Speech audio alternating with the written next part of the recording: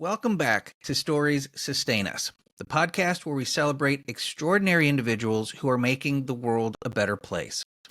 You know, storytelling is the thread that weaves human connection, shaping how we see the world and how we build communities. It's not just about facts and figures. Narratives give meaning to our experience and influence the way we engage with people and the places around us. In today's episode, we'll explore the power of storytelling, the importance of belonging, and why community engagement must be more than just checking a box. My guest today, Leila Powell, has spent her career working to empower communities, ensuring that voices, especially those that have been historically marginalized, are heard and valued. She understands that true systems change isn't just about data, but about the stories that shape our understanding of the world. Leila is a proud native of San Antonio and has dedicated her career to community development. She's worked across the nonprofit, public, and private sectors, including roles with Bank of America, the San Antonio Housing Trust, the Brackenridge Park Conservancy, and the City of San Antonio, where she served as chief of policy for two separate mayors. Her expertise has helped shape policies and projects that improve urban life, and her leadership has extended to serving on multiple boards, including the American Institute of Architects San Antonio and the Texas chapter of American Planning Association. With a master's degree in community and regional planning from the University of Texas School of Architecture and a bachelor's degree from Stanford, Leila brings a wealth of knowledge, experience, and passion to her work. But beyond her impressive resume, I have the privilege of calling Leila a dear friend. We first met in 2001 when we worked together in the mayor's office. And from that time on, I've had firsthand experience witnessing her brilliance. More importantly, though, I know her to be one of the kindest and most compassionate people I've ever met. I'm grateful for our long-standing friendship, and I'm honored that she's joining me today on Stories Sustain Us. So get ready for a thought-provoking conversation about community, connection, and the power of storytelling. Let's dive in here on Stories Sustain Us, where we are inspiring action through the power of storytelling. Hey, Leila, how are you? Welcome to Stories Sustain Us. Good to see you. I'm so excited to be here. It's great to see you after all these years. Yeah, thank you so much for taking time and joining me and speaking with me. I just kind of introduced you and told everybody we're longtime friends and have a long history together. So it's great to see you. It's always wonderful to chat with you. So, but thank you for taking time to join me on the show and share your story and the work that you're doing. So I appreciate all that you do and appreciate your time. Thank you for inviting me. And this is a topic that I think a lot about, both for the work that we do here professionally with LIS, Local Initiative Support Corporation, with our San Antonio office, but also personally from a lot of different angles. The way that communities come together around narrative, but also even to get really into the geeky heart of it right away. Like, what are the neurological substrates that allow us even to tell a story, right, and to put a narrative together?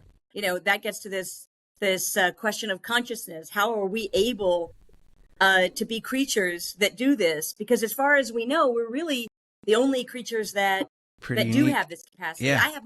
I think some others do.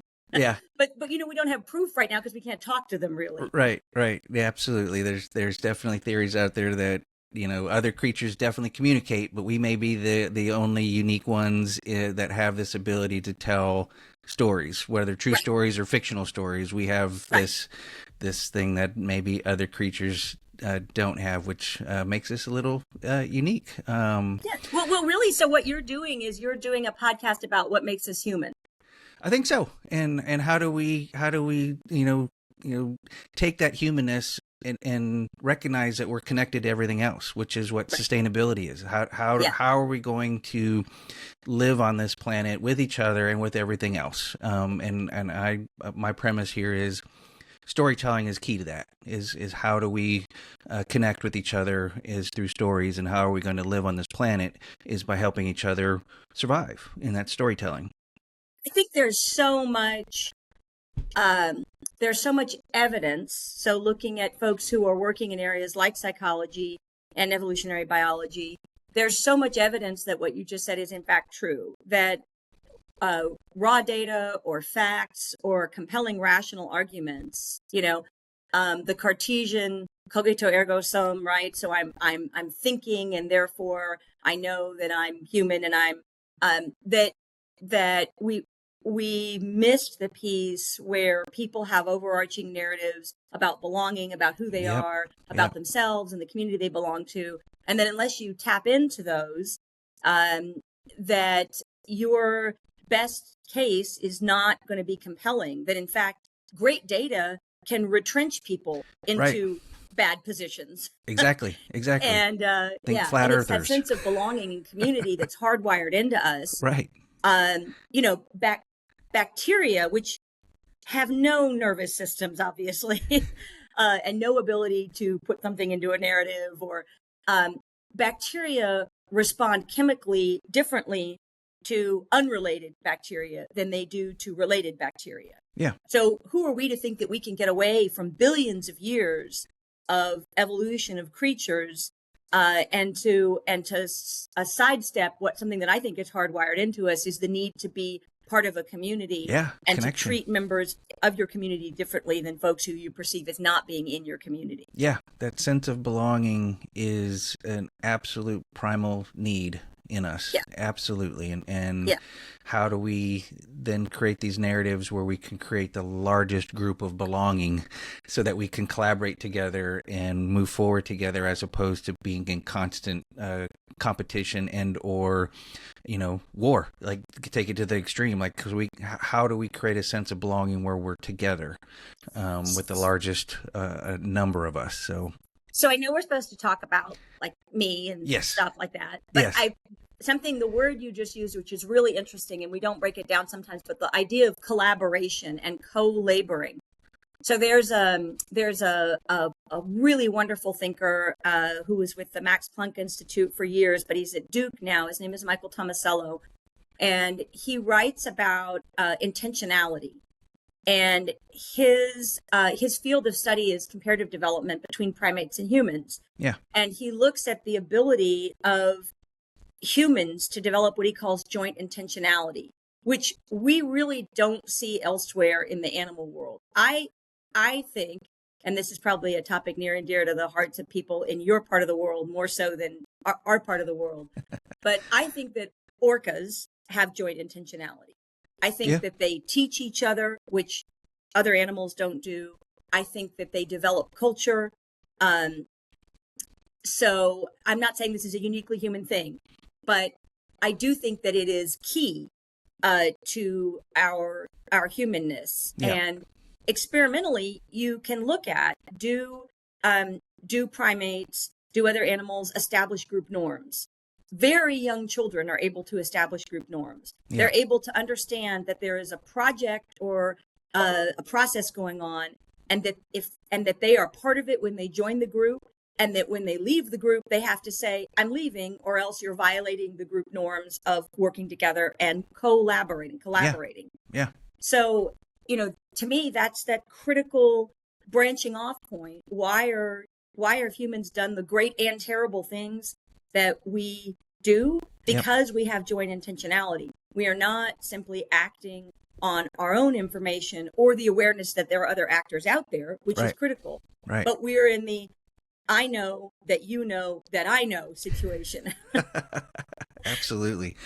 Well, I could, as you said, geek out on this stuff for hours with you, because this is part of my passion and why I'm doing the show, and I love where we're going already, but let me steer it into you a little bit, so that we can kind of learn your story, and I'm sure as we get into the professional aspect of what you're currently doing, we can maybe talk about some of these other ideas again and bring them in. But what's your story, Leela? Where did you grow up, and how did you get to this position in your life and passions that you have? So tell me a little bit about you.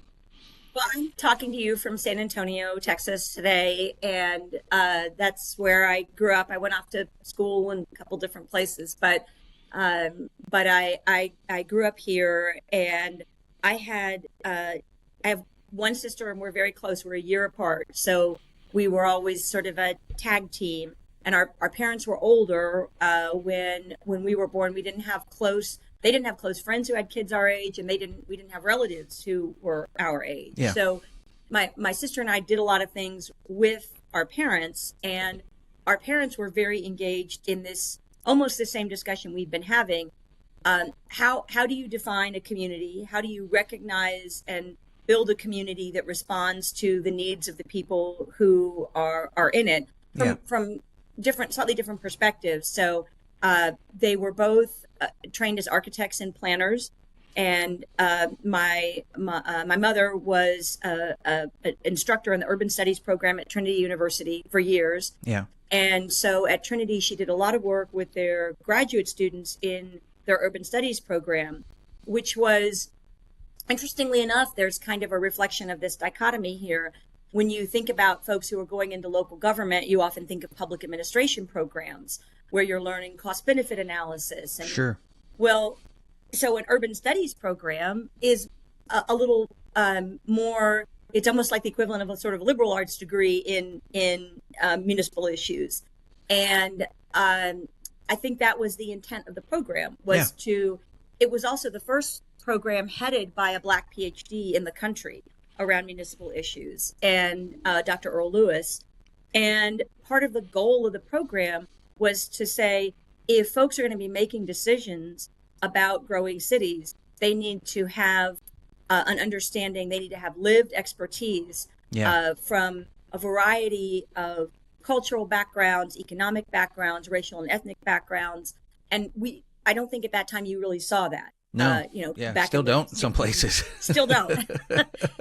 So they had a very diverse group of students across all those dimensions. Yeah. They had good scholarship support. They encouraged women in the program, Black and Hispanic students in the program, and that was part of the preparation to kind of take a more humanist approach. I don't know that they ever said that, but I'll say it. Yeah.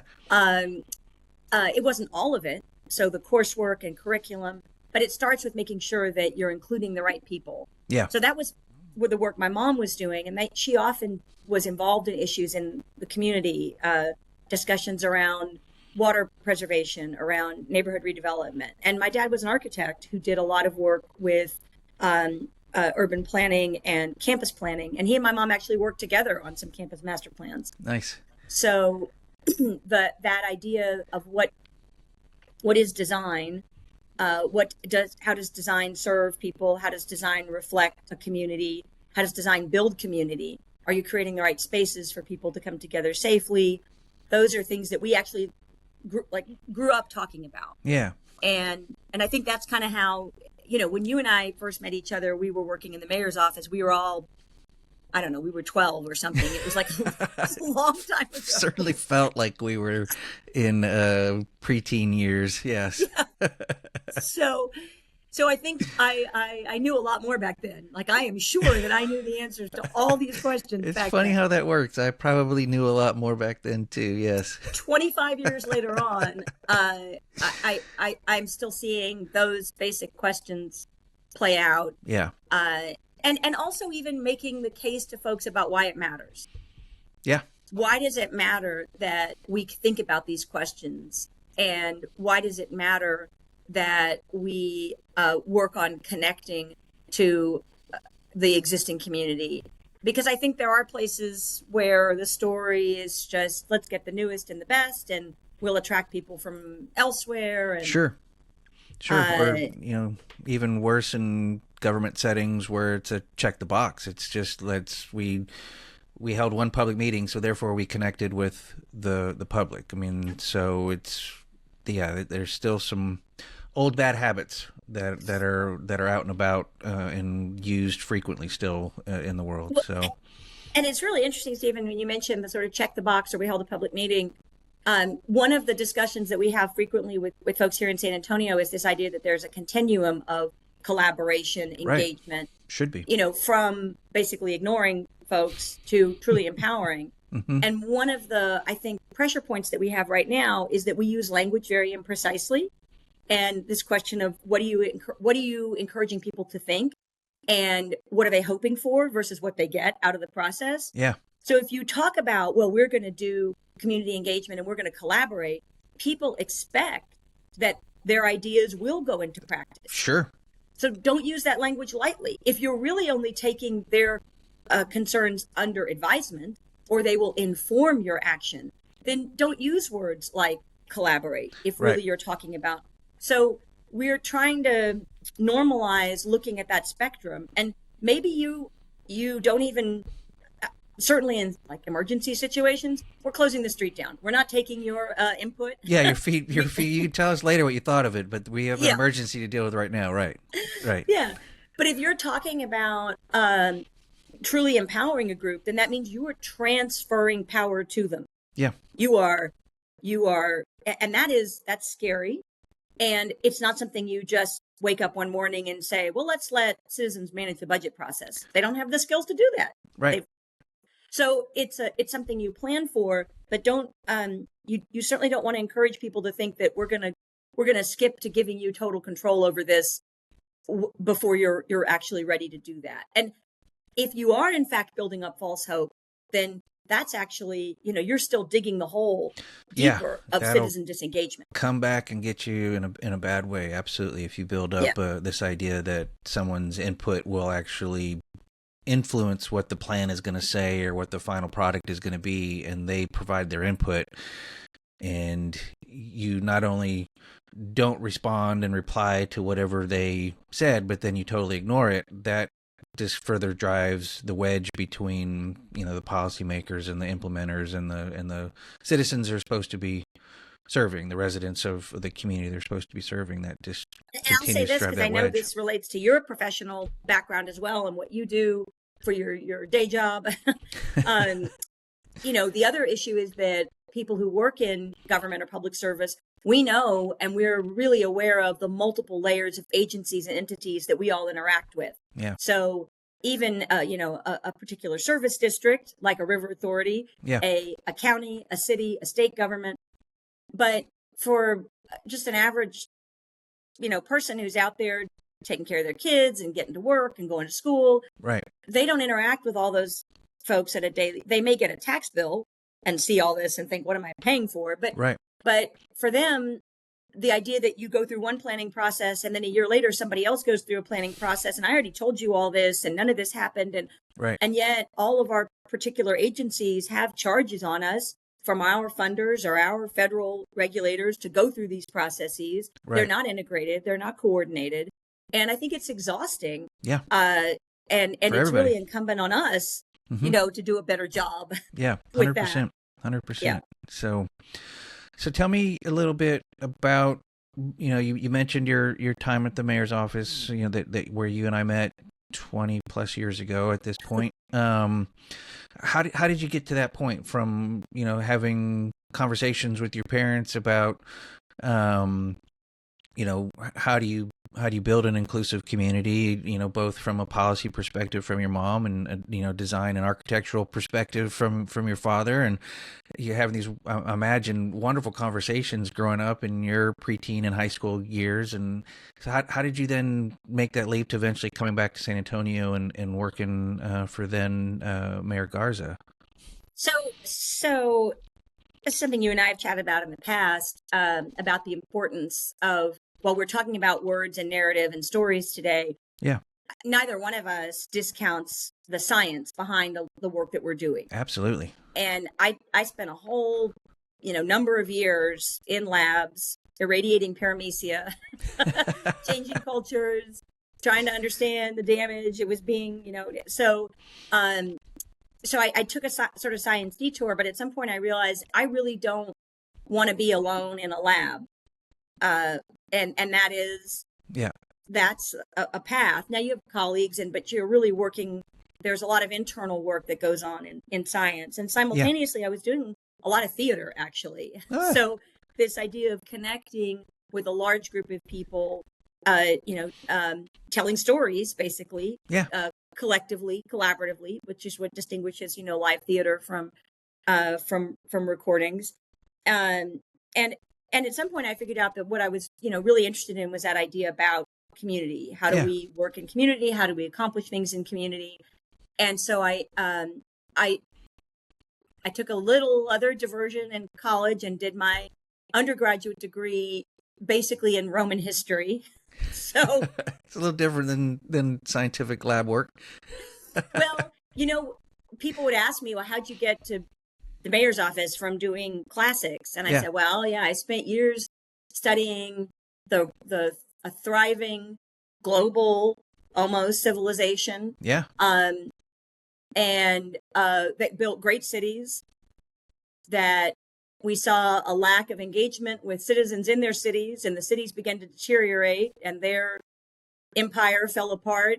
I guess there's no connection, no correlation there at all. Yeah. Yeah.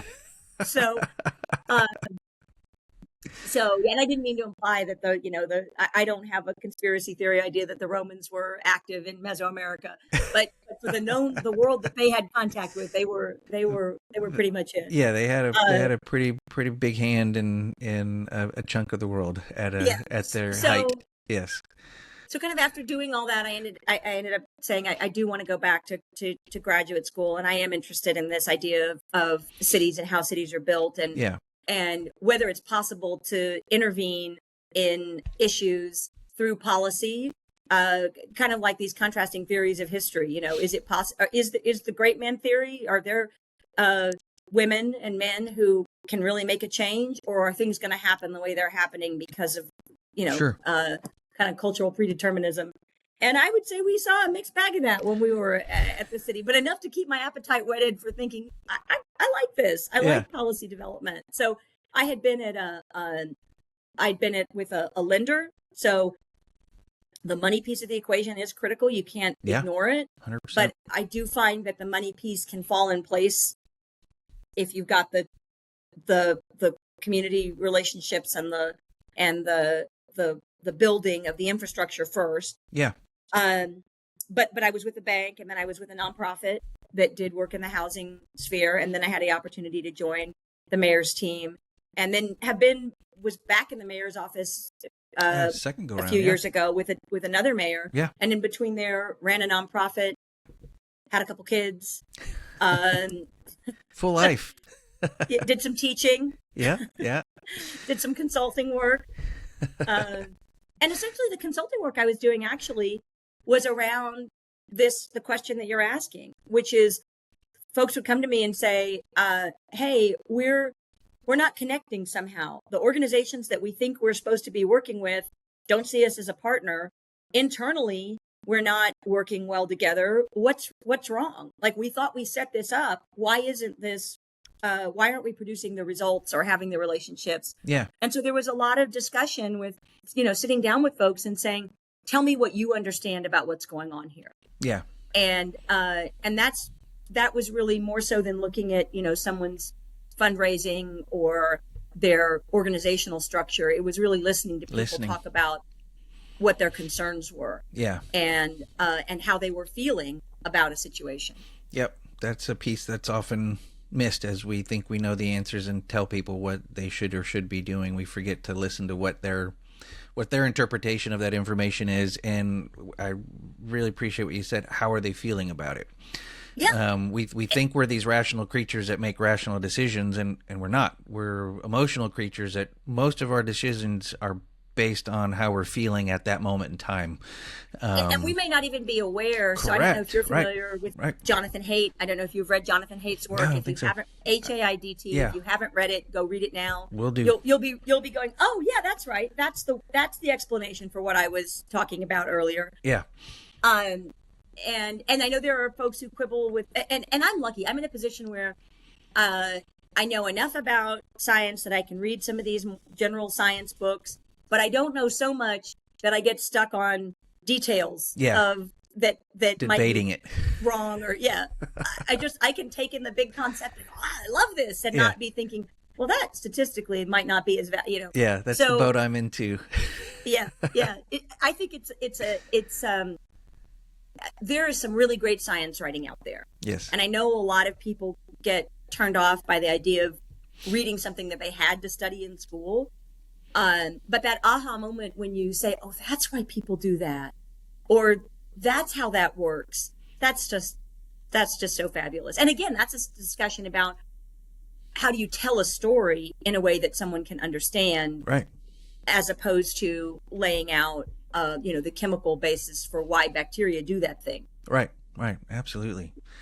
So you've had this meandering career that has touched on in a lot of different places, largely in San Antonio. Yeah. So tell me a little bit about, you're at Local Initiative Support Corporation, the San Antonio branch of that national. There it is. Yes, get the plug in. So tell me a little bit about what the organization is that you're working for now, because I believe it's a national organization, and you lead up the San Antonio branch of that. So tell me a little bit about what it is that you do nationally, as well as what it is that you're kind of heading up in the San Antonio area. Yes, nationally, we were founded in the 1970s. We have 38 offices across the country. We do a whole variety of things relating to providing resources and financing and technical assistance into communities to help them realize their aspirations, for themselves. And that ranges from work with our affiliates that do low-income housing tax credits and new market tax credits, to policy work in DC, to working with the NFL. I mean, there's a very broad range of projects and products that LISC offers, and that's partly because 38 major cities are all different from each other. Yeah, so sure. Imagine that. Yeah, our issues in San Antonio are different than our Puget Sound office issues. Yeah, different than our DC issues, and so locally, we work on building wealth, health, and power for communities that have been excluded and systematically disadvantaged. And we do that by working in community, by building capacity, and by advocating. And a major focus of what we do is systems change. Yeah. Because that's a hard, it's a hard area for a lot of folks to grasp why it's important. When we look at an urban issue or any kind of issue, right, in community, a lot of times we want to say, well, that person should be doing this to fix it. And sure. I know you have a background and awareness with Ashley, with your wife, and mm-hmm. issues around homelessness and in issues around substance use disorder and in counseling issues. And so a lot of people feel like that's a personal thing. That's an individual thing. Sure. But we see that all people think about financial resources as being personal issues. Housing, transportation, but they're really not, right? They're the product of a system. Yes. If you see a woman wheeling herself in a wheelchair down the street, she did not decide, oh, this would be a great place for me to be safe and secure. There's no sidewalk for her. Right. So you may think she made a personal choice to put herself at risk and to hold up traffic, but it's decades of making of an environment. And we can't fix that problem by telling her, use the sidewalk, because the sidewalk doesn't go where she needs to be. Right. So that's a systems discussion. And it's about a lot of different players making changes to the way they think about planning and resource investment, not about an individual doing their job better. And the way you explain systems is through stories. Yes. It's not by giving you the budget of 6 different agencies and showing you their 5-year plan. Yes. Because we don't take in information that way. Right. We take in information by thinking about, was it that woman's fault? Well, no, that's wrong. That's unfair to blame her for that. So systems work is about storytelling. And that's what makes it so, I think, rewarding when you connect with someone in a way that explains something that wasn't clear before.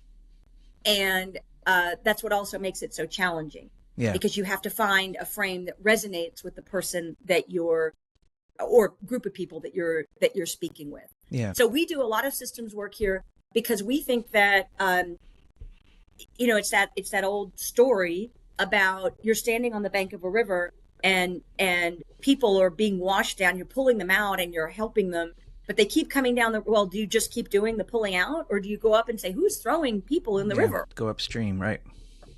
You go upstream. And I'm a little anxious about the upstream because I think we tend to feel like I can chase this back to some ultimate origin, and I Yeah, don't think that that's the way terminology. systems work. Yeah, yeah. But That upstream for folks who may not be in the same professions that Leela and I are in. There's upstream and downstream problems. Part of the system analysis, and that upstream kind of terminology is something that's common in these types of discussions, but also maybe, again, talking about language and making sure people understand that might not be commonplace around everybody's dinner table or coffee shop, that when they're talking about the problem that they're having, well, I should go figure out upstream, where this started from. So just wanted to make sure folks listening or watching understood that you and I were talking about upstream, but they might not have connected with that. So, and literally, quite literally, you work with upstream problems in your career I path. literally work with flowing rivers that have upstream problems. Yes. Little different from the systems where we might actually be able to pinpoint, here is the problem where we need to implement a flood mitigation project or something. But so go Steve, on and describe. Yeah, please. I want to ask you a question. Yeah. So don't you think that your career with basically systems work, with looking at environmental systems and looking Absolutely. at interaction, don't you think that has informed your interest in these questions and in 100%. how you describe that? Yeah, absolutely. It's the work that I've been doing for the last, since I met you in 2001, so 24, and prior to that, so 25 years work that I've been doing professionally in mostly the public sector has all led to this appreciation of the intersection of all of these different systems and how everything is connected, and the ignorance that we can have as individuals and as collective individuals, as groups, to understanding how the interplay of all of these things, that one thing that happens here can have all of these other consequences, intended or not, unintended consequences, so that it's immensely complicated, and we may never grasp all of the interconnections. But if we're not consciously acknowledging these interconnections, and how are we trying to improve them, we're never going to solve these problems, whether it's a housing issue or an environmental issue. All of these things are interconnected, and I was imagining, as you were starting to talk about systems change and the lady in the wheelchair going down the street, and the sidewalk issue that you brought up, those were policy choices made decades ago when that part of the town was developed.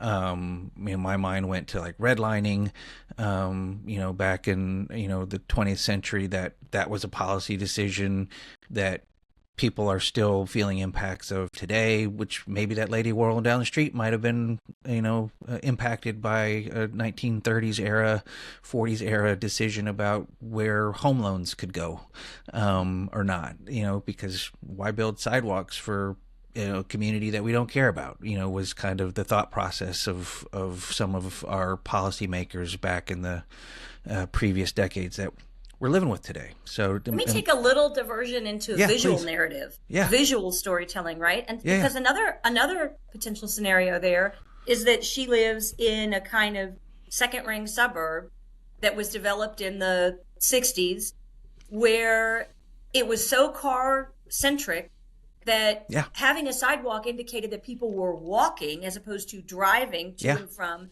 And the idea that you had a beautiful lawn with no interruption and no sidewalk conveyed something about the socioeconomic status and who lived in the community. And so we built lots of neighborhoods deliberately without sidewalks.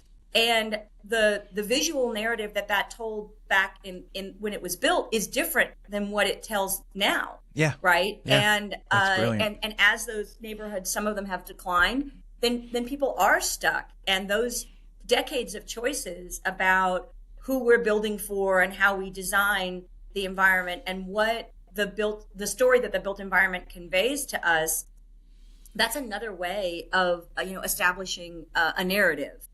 100%.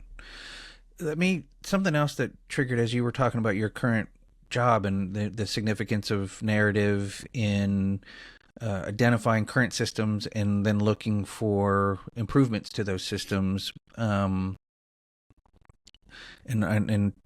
kind of our earlier conversation a little bit about collaboration as well. So we live in a country that is dominated by a narrative of the individual.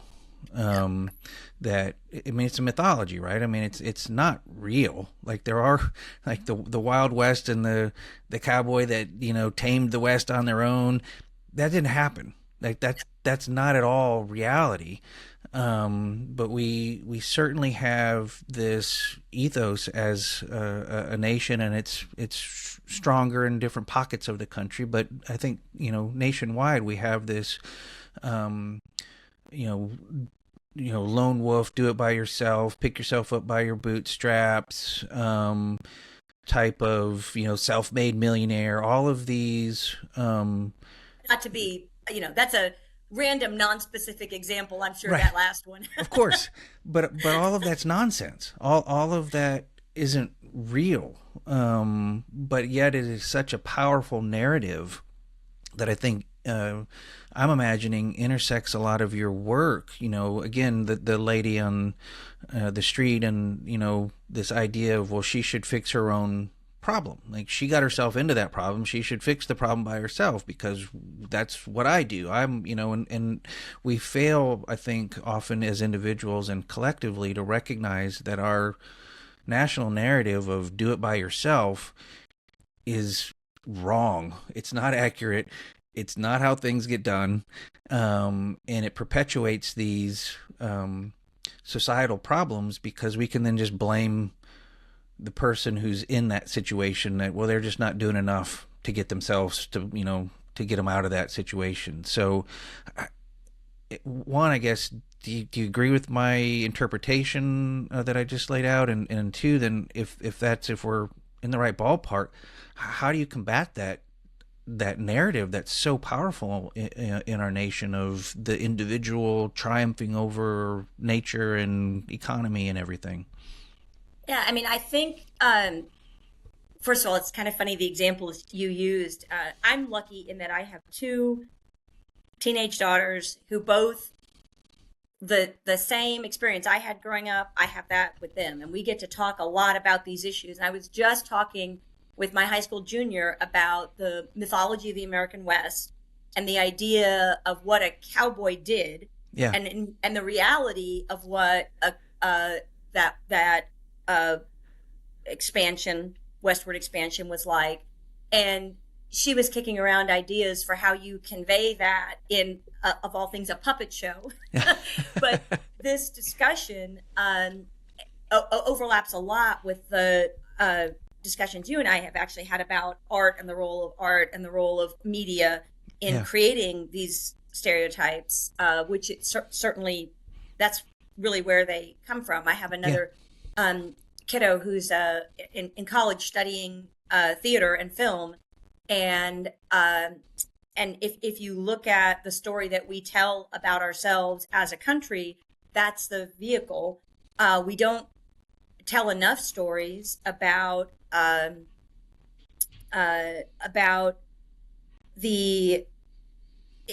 partly because it's hard to use. There's that old experiment, and you show a picture. Also, this is right up your river area. You show a photograph to a group of Americans, and it's there's a salmon and some plants, and and the Americans say, you say, what is this? And the Americans say, well, that's a fish. And you show it to Japanese people, and they say that's a river. Yeah. So how do we, and that may even be apocryphal, but it's a good story. Yeah. So how do we tell stories about the river and not stories about the fish, right? Yeah. And how do we make those as compelling as what we've come to be, kind of used to? And I think this is another point where the science really backs this up. You can't sit down with someone and say, hey, Stephen, you're wrong. You're wrong. Your beliefs are incorrect. You may think this happened, but here's the data that shows that didn't really happen. Right. Because we actually know what happens when you proceed that way. Yep. You upset someone's apple cart so profoundly that they deepen their Yeah. adherence They will. to their incorrect Yep. beliefs. They'll shut down. They'll wall themselves off in a defensive posture, and yeah, absolutely. Yeah. Yeah. Yeah, so we've actually been talking about this. One of the things we've been talking about is, you know, just to take a real serious turn here for a minute, Yeah. hundreds of people die on the streets of San Antonio every year. Some of them in their 90s, some of them infants. Yeah. So it's in some ways it's easier for someone to walk past an individual in real life than it is for them to hear a story about a woman who went to high school somewhere, who went to church somewhere, who, because you're starting to construct that this person was part of a community. Yeah. It's part of. And there's a big difference between saying this guy suffered from this and my saying, hey, a Churchill grad, this is what happened to him. Because immediately you've put it in a frame of, oh, that's the high school I went to. Yeah. And that's a person who has something in common with me. Yeah. And It's so getting personalized and connected. I think Yeah. that's how we move forward, right? Is Yeah. we try to get more into people's spaces. Right now, we are really differentiating ourselves. If you don't use these words, you don't wear this kind of thing, Yep. you're not, then you are not part of my. Yep. And we know billions of years of evolution teach us to wall ourselves off and to protect Yeah. us and our own. Get into our tribes and Yeah. you know, And your know who the question enemy about- is. Yeah. Right. Where does that go? Yeah. How do we become more inclusive? How do we realize that my tribe includes not only all the people, but also the plants, Right. the planet? Right. That's the trick, right? And I don't think it's done. Forgive me for saying this. I don't think it's done with data. I think it's done with stories and with connecting people through the webs, making those invisible webs visible. Yes. Yeah. You may think you're not connected to this person, but actually her sister is the one who took care of your kids at that daycare. And that, without her in your life, you would have a different life. You would be a different person. You would have different opportunities. And I think that's that story of America. It's not about one person going out and taming the West. It's about the school teachers, the folks who already lived there, the people who understood how to utilize indigenous resources. Like that's a much more complicated story than one family or one man went out and fenced off some land and put cattle on it. Right. Right. So yeah, I think that how do you make those connections visible? That to me is the path, the path forward. Yeah. Well, I love this conversation, and I could keep, just going and going and going. But I also know that there's a hard stop coming up for you in a little bit. So thank you again for all the time you've given and for participating in this discussion, which is fascinating to me. But let me transition into just to make sure we get kind of the things that we talk about here on the show, giving you an opportunity. What's your call to action? What, as we've been talking here about the importance of narrative, particularly in social issues and some of the work that you're doing in San Antonio and your organization does around the country. What do you want people to do now that they've heard this discussion and are hopefully energized about connecting and being more engaged in their community and in a larger inclusive community? What do you want people to do with this discussion? I want to preface this by saying this has been fabulous. Like just to repeat what you said, I could talk about this stuff all day. So unfortunately, no one pays me to do that. Similar Right. to your situation, right? So, I mean, one thing I would say is if you casually use language or metaphors or phrases, interrogate your own use of that.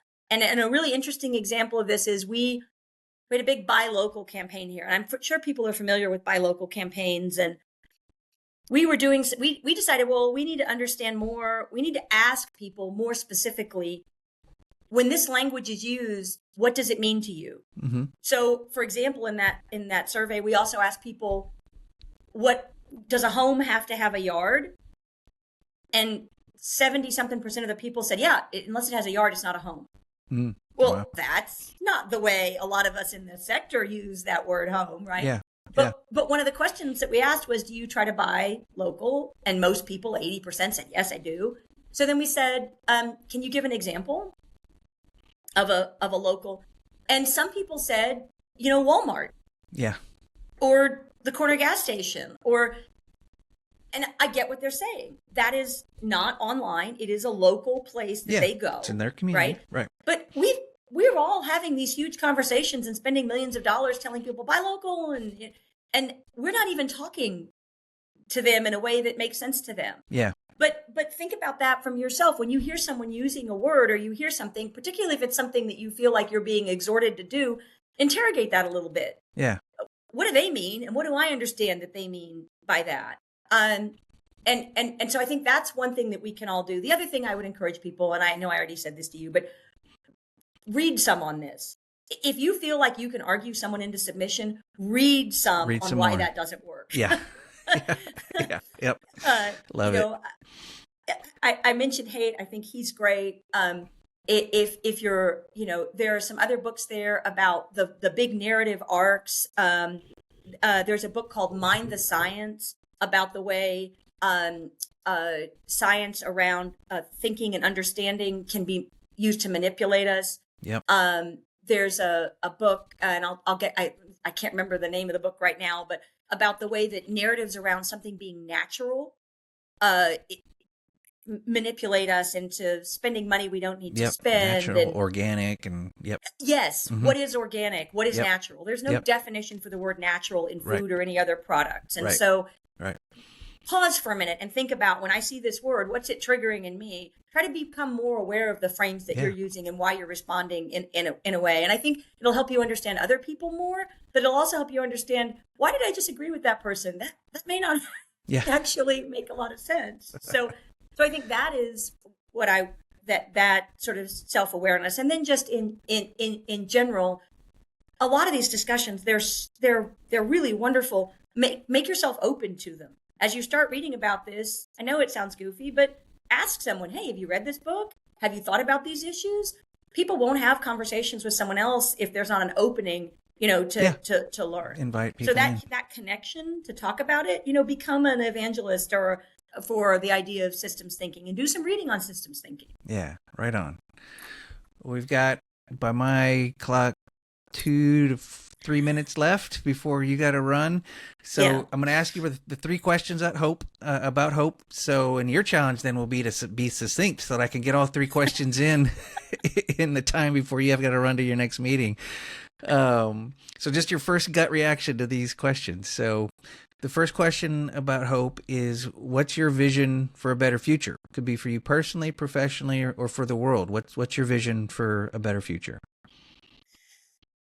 A personal vision that I'm really working on is this consumer issue, and particularly not consuming things that are overpackaged, and just trying to cut out plastic as much as I can. That's really very personal. I'm not doing any policy or any other work in that. But a professional vision around a better future is that we move away from the kind of check the box mentality that you were talking about. And I'm not implicating any particular, but and a lot of folks are implicit in promoting that. And I love KPIs, but sometimes, just a real quick story. Yeah. I have a friend who in 7th grade did a field trip, and she was just blown away by the historic missions, by the San Antonio missions. Yeah. And she thought, this is where I want to be, right? So she grew up, she graduated from high school, she married her high school sweetheart, she dropped out of college, she had a bunch of kids. When she was in her 30s, she said, back in 7th grade, I took that field trip. I want to go back and do that.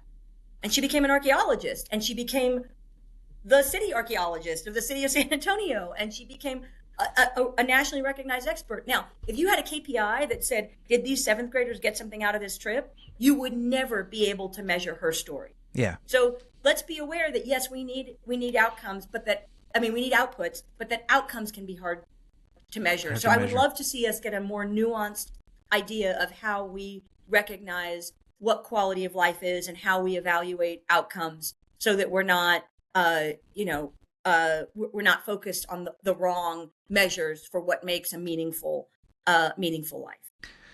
So I think you answered the second question, which is why that's important. I think you Yeah. just explained. Is there anything else Yeah. you want to add into the why your vision of that is important? It's a deeply personal thing with me, and I've attended a Quaker meeting here in San Antonio. You can't really be a Quaker alone. Yeah, You have to be in community. in a meeting, right? Yeah, And I really feel pretty strongly that we need to understand how deeply entrenched in community we are. If you are sitting alone at your house watching TV, you are thoroughly enmeshed in community. yep, There are hundreds of thousands of people that contributed to your being able to do what you want to do that evening.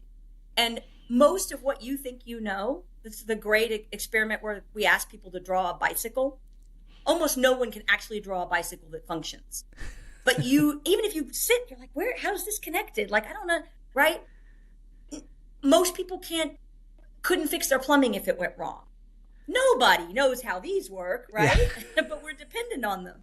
So everything you do, you're enmeshed in community. Recognize that, celebrate that. If we understood that more, I think Yes. we would make decisions that reflect how deeply dependent we are on people. Most Yes. of what you know is not in your brain. Yes. Most of what you know and most of who you are is shared now globally. Yeah.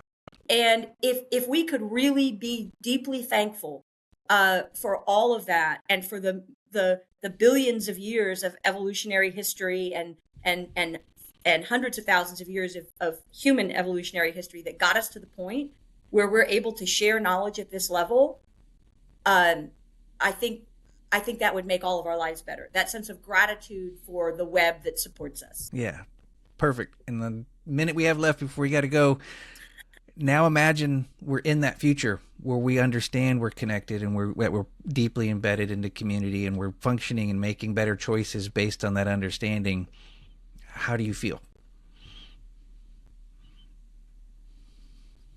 I like to think that as I have gotten older, and this has been I'm in my 50s now, it's been this unexpected bonus. Peace becomes so much more of a priority.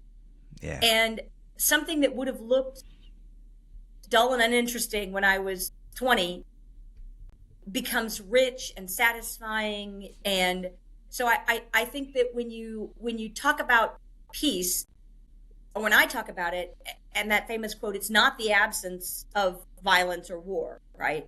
Peace is the coexistence, productive coexistence of all kinds of communities, people communities, environmental communities. And so I think that, ultimately what I would hope, and in my own life, I hope I'm moving towards it, is a more peaceful existence.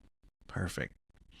Well, Leila, thank you so much. And I know we had to kind of truncate this a little bit so you can get on to your next appointment. But thank you so much for taking time to join me today and sharing all that you've shared. I think the world of you and consider you one of my dearest friends. So thank you for being a part of this show with me and sharing your wisdom and inspiration with everybody.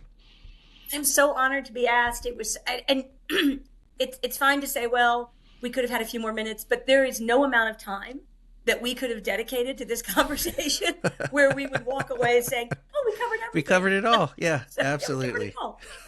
So I had a great time, and you stirred up a lot of interesting thoughts that I want to pursue. So maybe we'll check back in a few years. I hope so. And talk about the next phase of both of our see where work. where we've grown. Yeah. All right. Perfect. Well, Thanks. Leila, take care. Thank you. Bye-bye. All right. Bye-bye. What an incredible conversation with Leila Powell. Today, she reminded us that storytelling isn't just a tool for connection, it's a fundamental driver of change. We talked about the necessity of belonging, the power of narratives to shape our understanding, and how genuine community engagement, not just checking a box, leads to real solutions. Most importantly, Leela emphasized that systems change isn't just about collecting data and crunching numbers. It's about recognizing the interconnectedness of issues and using stories to shift perceptions, drive policy, and empower communities. Think of systems change like a river. Data gives us the depth and width of its water. It tells us where the currents are strong and where obstacles lie. But without the stories of the people who rely on that river, those who fish its waters, who build their homes along its banks, who face floods and droughts, we don't truly understand its impact. Numbers may show us where a problem exists, but stories show us why it matters and how we can fix it. If we want to transform the systems that shape our communities, we have to change the narratives that uphold them. Leela's work is a testament to this truth, and I can't thank her enough for sharing her insights with us today. Her dedication to empowering communities, amplifying voices, and fostering real engagement is an inspiration, and I hope you all have taken as much from this conversation as I have. Now, from those of you tuning in, whether you're listening or watching, Leela's story reminds us that change starts with us. Here are some simple but meaningful actions you can take in your own community. Listen to your neighbors' stories and uplift their voices. Get involved with local organizations working for systemic change. Advocate for policies that prioritize people over statistics. And most importantly, recognize that belonging, connection, and engagement are not just ideals. They are necessities for building stronger, more inclusive communities. If this episode inspired you, please share it with your family and friends. Like and follow Stories Sustain Us, leave me a comment, and help continue these important conversations. Your support truly makes a difference, so thank you. And don't forget to join me for the next episode coming out on March 4th. I'll be talking with another incredible guest about the complexities of mental health systems and the collaborative efforts needed to create real change. We'll explore the role of community support and policymakers in addressing the mental health needs of children and youth. This is a really fascinating conversation, and you're not going to want to miss it. So check out the next episode of Stories Sustain Us on March 4th at storiessustainus.com, wherever you listen to podcasts, and on YouTube. So thank you for being with me here today. Please keep sharing and keep believing in the power of stories to sustain us all. Until next time, I'm Stephen Schauer. Please take care of yourself and each other. Take care.